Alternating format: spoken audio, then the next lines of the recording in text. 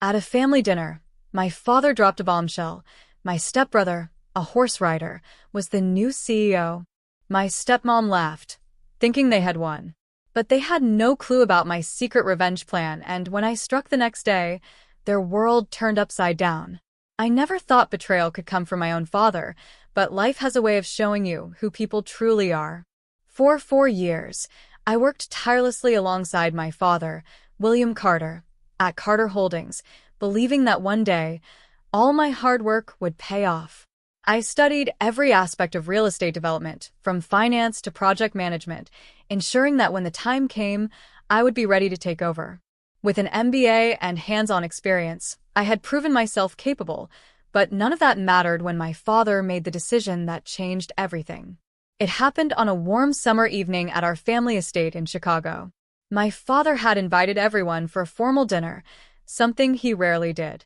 The dining room was filled with expensive wine, fine china, and the usual fake smiles from my stepmother, Miranda Whitmore, who had mastered the art of pretending she cared about anything other than herself and her son. My 24-year-old stepbrother, Brandon Whitmore, sat across from me, lazily swirling his drink, looking as disinterested as ever. Brandon had never worked a single day in his life. He spent his time at polo matches, horse riding, and vacationing at country clubs with trust fund kids who had never faced real responsibility.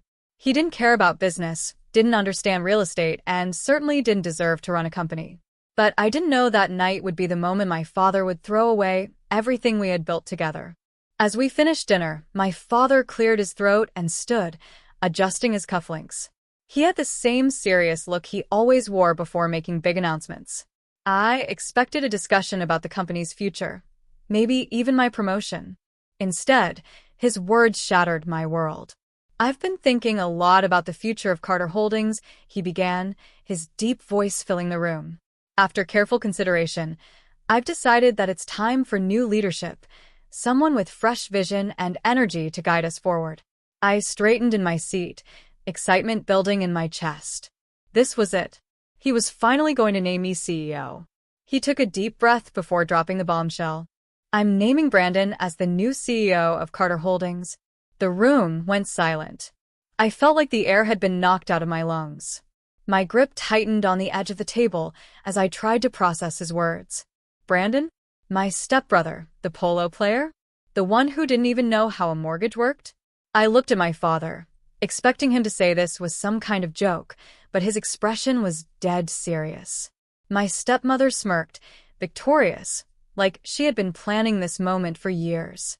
Brandon leaned back in his chair, looking as smug as ever. "Well, looks like I'm the boss now," he said, raising his glass. I felt heat rise in my chest, but I forced myself to stay calm. "Dad," I said, my voice barely steady, "I've worked here for 4 years. I've handled multi-million-dollar projects. I know the company inside and out. Brandon doesn't even know how to read a financial report." My father sighed, avoiding my gaze. "Rachel, you're talented, no doubt. But Brandon has a certain charisma that will help modernize the company. Investors will trust him." I laughed, a sharp, bitter sound. "Charisma? Are you serious? He knows nothing about real estate. He spends his time playing polo and partying." "Rachel, that's enough," my father snapped, his voice stern and dismissive. "The decision is final." I looked around the room, hoping someone would speak up, but no one did. The betrayal burned deep, but the worst part was the way Miranda sat back, enjoying the moment, like she had won some silent battle against me. I stood up, my chair scraping loudly against the floor. "Fine," I said, forcing myself to stay composed. "You're making a huge mistake." Brandon smirked, twirling his wine glass. "Don't worry, sis. Maybe I'll keep you around, find you a nice assistant position." I felt my fists clench, but I didn't let them see how much it hurt. I wouldn't give them the satisfaction. I turned and walked away, keeping my head high. As soon as I was out of sight, I drove aimlessly through the streets of Chicago, my mind spinning. 4 years of hard work, gone in a second. Everything I had sacrificed, every late night, every project, I had been thrown away like I was nothing. I pulled into the driveway of my best friend, Olivia Martin, who had been my rock since college. She opened the door the moment she saw me, her face filled with concern. "What happened?" she asked. I took a shaky breath. "He gave it to Brandon," I said, my voice breaking. "Everything. The company. The title. My future." Olivia's eyes widened in shock. What? He gave the company to Brandon? The same Brandon who thinks ROI means riding over ice? A bitter laugh escaped me. Yep. "That's the one." She pulled me inside and poured me a drink. "Rachel, you're not just going to let this happen, are you?" I shook my head. No. "But I need to think." For the first time in my life, I didn't have a plan. That's when Olivia suggested, "You need to talk to Henry Lawson. Your grandmother was always protective of you. Maybe she left something behind." I wiped my tears and nodded. "Tomorrow," I said, gripping the glass tightly. "Tomorrow, I find out if there's a way to take back what's mine." Little did I know that conversation would change everything. The next morning, I woke up with a splitting headache and a fire burning in my chest. Betrayal had a way of keeping you up at night, but today wasn't about drowning in self-pity. Today was about finding answers. I drove straight to the office of Richard Bennett, our longtime family attorney. He had been handling Carter Holdings' legal matters for years and had known my grandmother, Eleanor Carter, better than anyone. If there was anything that could help me get back what was stolen from me, I knew he would be the one to reveal it.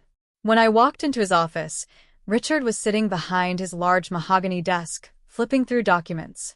He looked up, his sharp eyes softening when he saw me. "Rachel," he said, gesturing for me to sit. "I had a feeling I'd be seeing you soon." I sat down, gripping the arms of the chair. "Did you hear?" I asked, my voice tight.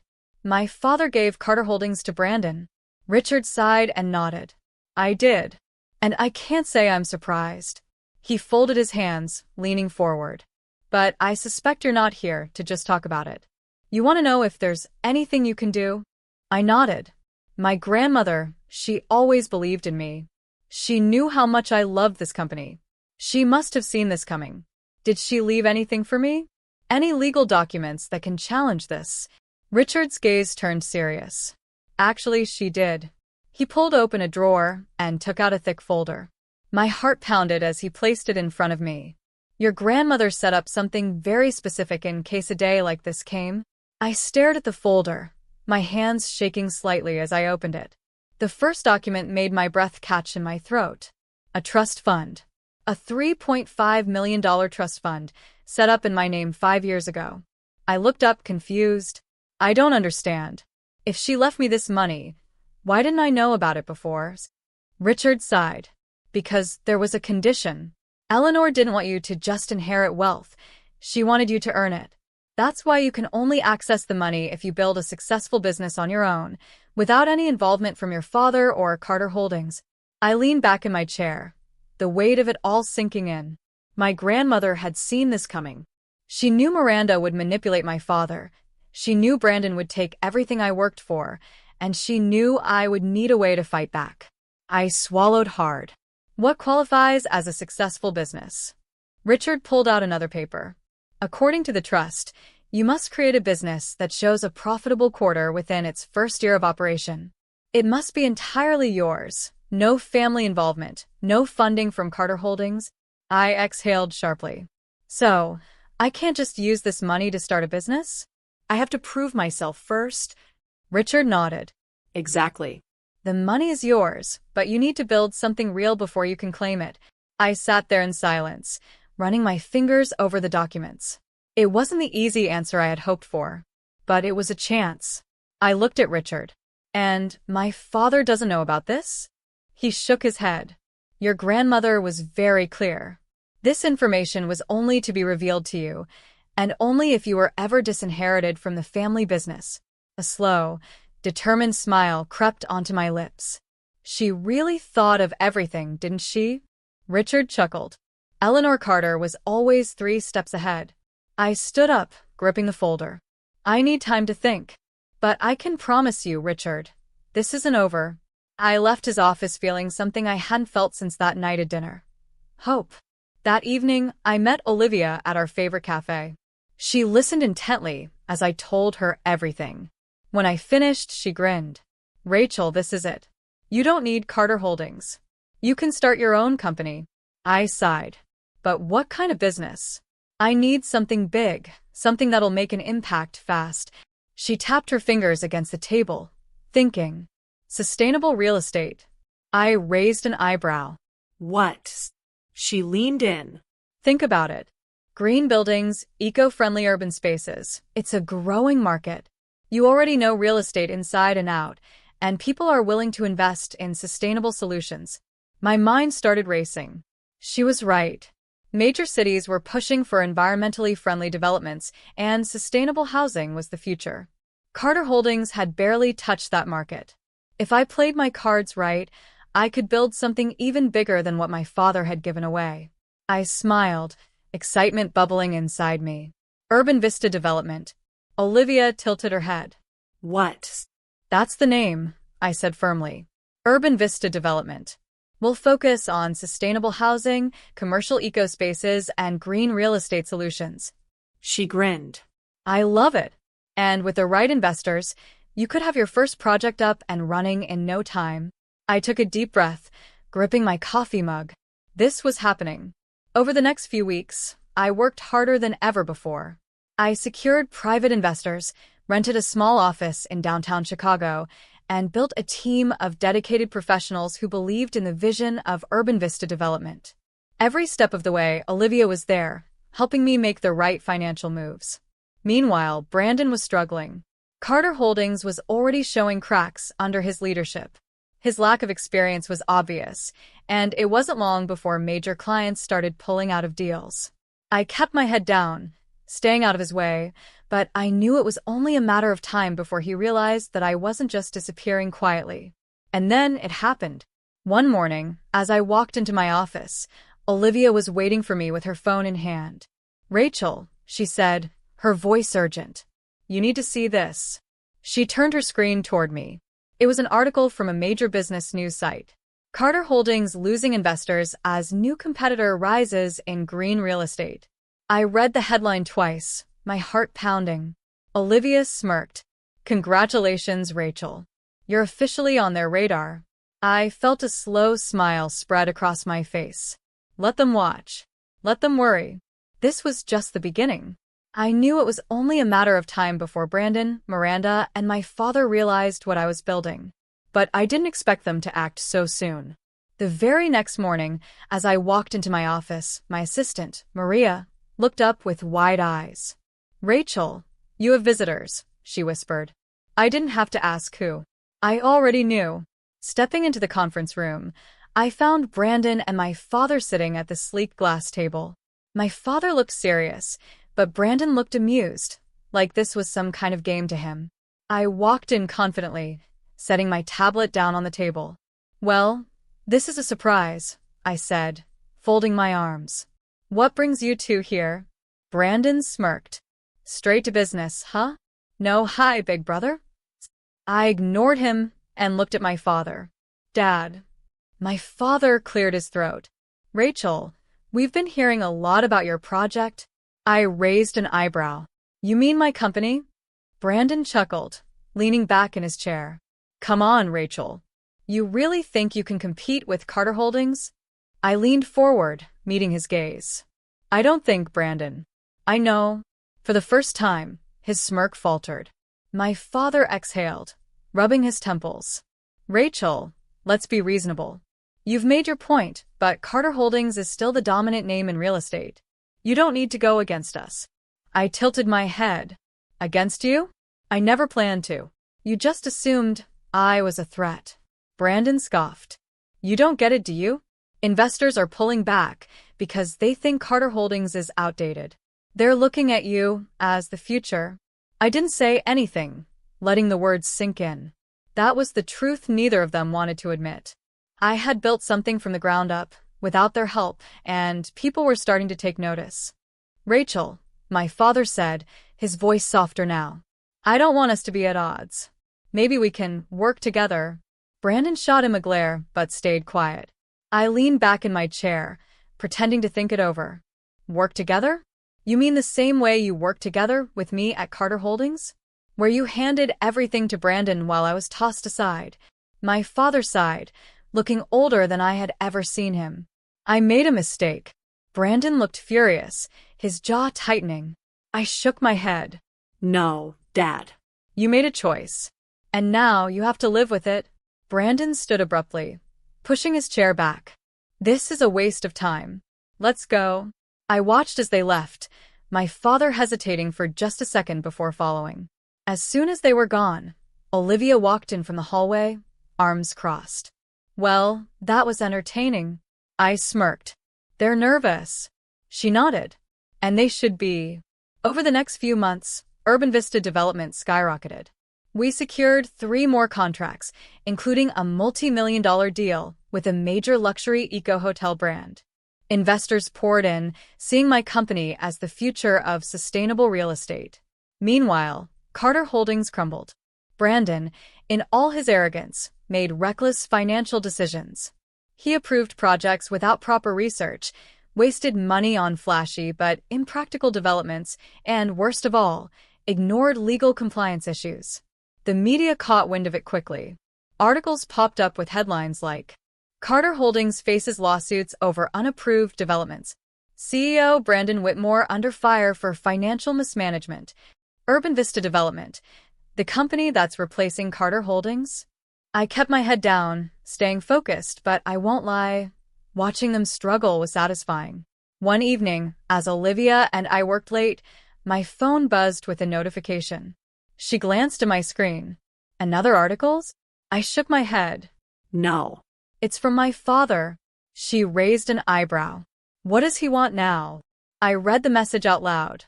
Rachel, we need to talk. It's urgent. Olivia leaned back in her chair. You think they're finally breaking? I smirked. They're already broken. They just haven't admitted it yet. 2 days later, I found myself back at Carter Holdings, not as an employee, but as someone they now needed. Miranda was nowhere to be seen. Apparently, she had taken what was left of their savings and fled to Spain. Brandon, looking disheveled and far from his usual polished self, sat slumped in a chair in my father's office. My father himself looked drained, his once proud posture now slouched. I didn't sit. I wanted them to feel the power shift. My father cleared his throat. Rachel, Carter Holdings is in trouble. I folded my arms. I'm aware. Brandon scowled. We're being sued. The city is fining us millions for illegal permits. Investors are leaving. If we don't fix this, we're finished. I raised an eyebrow. And my father sighed. We want to offer you a position back at Carter Holdings. We need you. I couldn't help it, I laughed. A full, real laugh. Brandon shot up from his chair. This isn't funny. I wiped a tear from my eye, shaking my head. Oh, but it is. Because just months ago, you sat in that very seat and told me I was too emotional for business, that I was not the right fit. And now here we are. My father's eyes pleaded with me. Rachel, please. I inhaled sharply and gave them a long, hard look. And then I delivered the final blow. no. Brandon's face turned red. What do you mean, no? I mean no. I don't need your company. I built my own. And unlike you, I didn't run it into the ground. I turned toward the door. Rachel, my father's voice broke. I'm sorry. I paused, gripping the door handle. For a moment, a part of me wanted to forgive him. But then I remembered the dinner table, the announcement, the way Miranda laughed, the way my father had looked at me and said, this decision is final. So I turned my head slightly and said, so am I? Then, without another word, I walked out. A year ago, I walked out of Carter Holdings feeling betrayed, humiliated, and stripped of everything I had worked for. Today, I stood at the window of my own corporate office, looking down at the Chicago skyline, knowing that I had built something far greater than they ever imagined. Urban Vista development was thriving. We had not only expanded into new markets, but we were on track to open our first international project in Canada. Investors trusted us, the media celebrated us, and most importantly, I had proven, to myself and the world, that I never needed Carter Holdings to succeed. My phone buzzed on my desk, snapping me out of my thoughts. It was Richard Bennett, my family's longtime attorney. I picked up immediately. "Rachel," he said, his tone serious. "It's time." I knew exactly what he meant. My grandmother's trust fund. After proving that Urban Vista was profitable, I was finally eligible to access the $3.5 million she had set aside for me. But after everything, the money didn't feel like the most valuable thing she had given me. She gave me freedom. She forced me to stand on my own, to build without relying on anyone else's power. She had seen my father's betrayal coming before I ever did. "Send the paperwork," I told Richard. "I have plans for that money." An hour later, as I was reviewing the trust documents, Olivia walked in, tossing a magazine onto my desk. "You're going to want to see this." I picked it up and immediately spotted the headline. "Carter Holdings files for bankruptcy. Former industry giant falls after mismanagement." The article laid it all out. Brandon had fled to Argentina, attempting to avoid the massive lawsuits and debt that had swallowed Carter Holdings whole. My father had tried to keep the company afloat, but it was too late. The fines, lawsuits, and financial disasters were too much to recover from. What was once a dominant force in Chicago's real estate market was now nothing more than a cautionary tale. Olivia smirked. "So, how does it feel, watching them crumble while you rise?" I stared at the article for a long moment before answering. "Expected." She laughed. Not the dramatic revenge speech I was hoping for. I shrugged, leaning back in my chair. "I don't need revenge, Olivia. They did this to themselves." As if on cue, my office phone rang. Olivia raised an eyebrow. "Want me to get that?" I shook my head and picked up. "Rachel Carter." There was silence for a beat, then a deep sigh. "It's your father." I closed my eyes briefly before responding.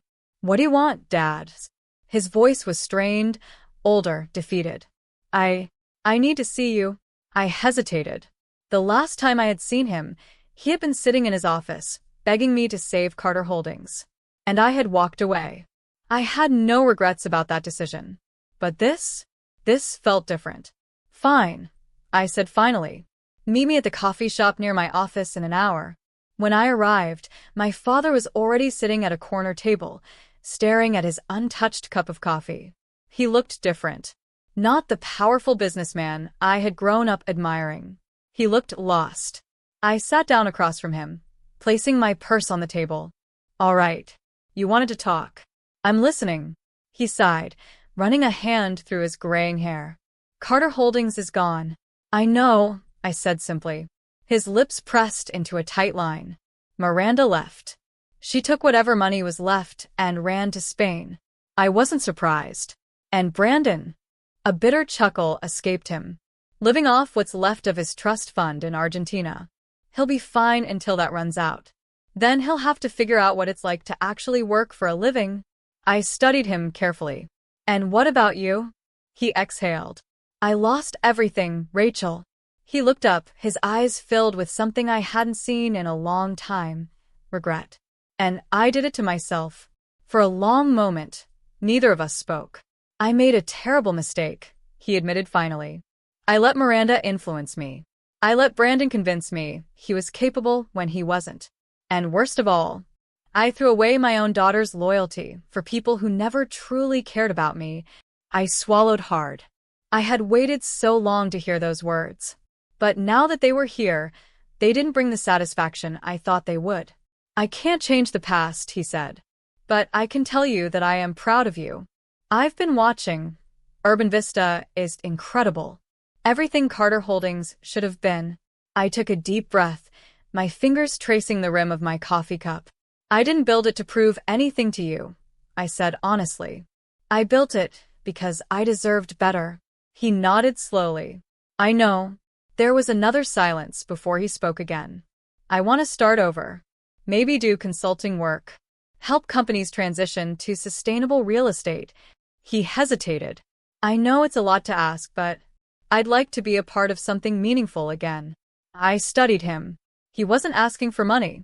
He wasn't asking for Urban Vista. He was just asking for a chance.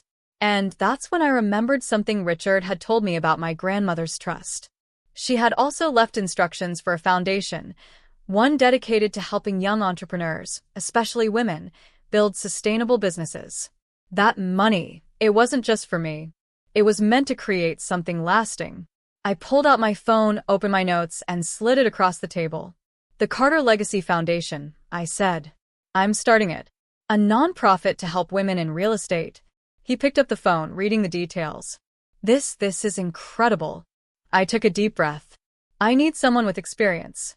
Someone who knows the industry and can guide new entrepreneurs. Someone who knows what not to do.